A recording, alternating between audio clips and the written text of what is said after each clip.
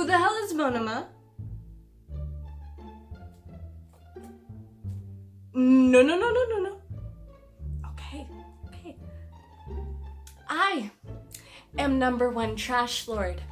And apparently, because Whimsy is busy with Boku no Hero Academia, it's up to me to make this video. So, hello dears, Furuta Nimura here, and welcome to the Nerd Corner.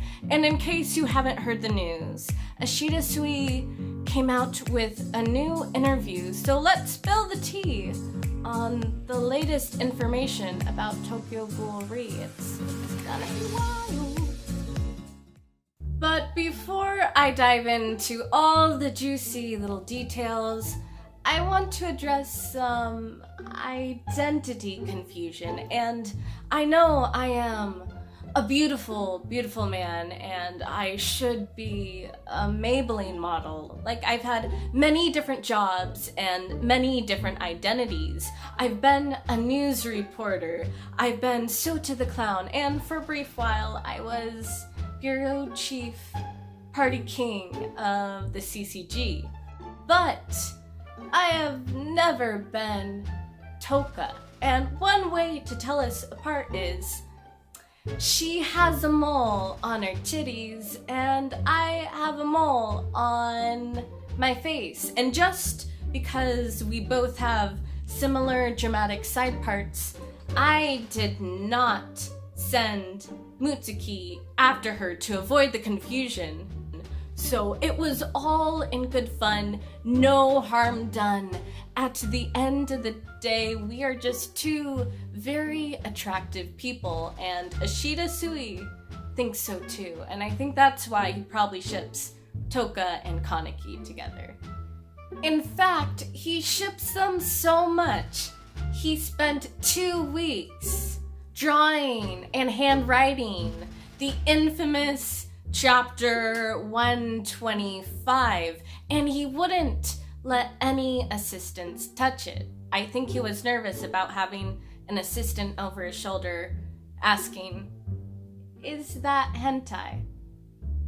And I don't blame him. It was a very emotional and vulnerable scene for Kaneki, because after all his years of abuse, he could finally open himself up to Touka. So if any of you thought that Touka was going to get killed off or have a miscarriage, nope. Pineapple Queen and little baby Ichika had plot armor to protect them. So there she is, dodging death flags. And no matter how hard I tried to kill her, Ishida wouldn't let her be killed off. But nevertheless, sometimes writers do inevitably kill their darlings off. And we learned that this was apparently the case with Hairu. And in the interview, Ishida states that Hairu is one of the characters he was most attracted to, and he regrets killing her off. So, yeah, buddy, that haunts me too. She had a great rack, but it was a shame she was a total Kishu stan.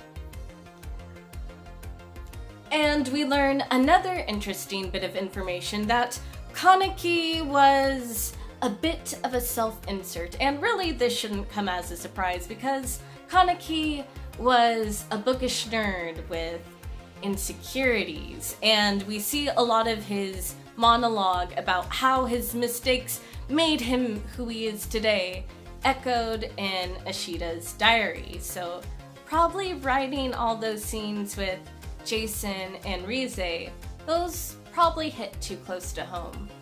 In fact, Ishida had a little bit of difficulty figuring out how to write the ending. At one point, he contemplated making Kaneki the sacrificial monster who dies in order to unite ghouls and humanity. That would have been the Kafka's Metamorphosis route, and that was my personal idea, and I thought it was pretty brilliant with the whole Dragoneki situation. But no, Ishida wanted to give his readers hope and something to hold on to, so I guess that's how the cookie crumbles. What was I gonna do? And it also looks like we're not getting a sequel to change the outcome, because Ishida says he wants to leave a lot of the unanswered questions up to readers' imaginations. So fan fiction away, everyone. And I know I personally would like to see, at one point in time, a Penis Man 2 and Uta crossover, because that man clearly loves to eat dick. But in the meantime, I think Ishida is taking a well-deserved break right now. Alright, that pretty much wraps up for what I have to say about this interview, but before we go, I do want to give a shameless plug and say that I don't know how many more Tokyo Ghoul videos I can make, so I need your help. I'm planning a bit of a Q&A video, and I need questions to answer, and I really appreciate more Furuta videos, and I love Furuta. It makes me feel so loved, but I need a question at the end of that for me to give a solid answer to. So go ahead and send them my way. As always, thanks for watching, and if I missed your favorite part of the interview, let me... my dear Hairu.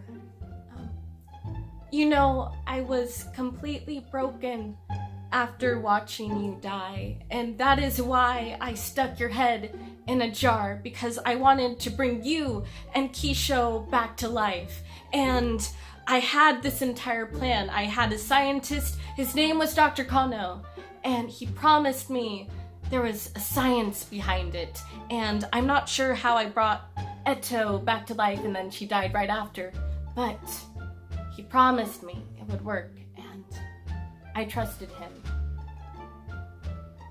No, I did not use you to emotionally manipulate Ui. Him and I just really bonded after your death. We were really close until he told me to fuck off and die. But before that, it was great. What? You want the truth now? Okay. I'll give it to you.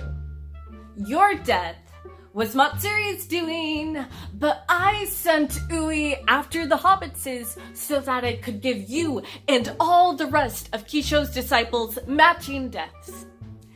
You happy? You happy now? You can't kill me. I am already dead.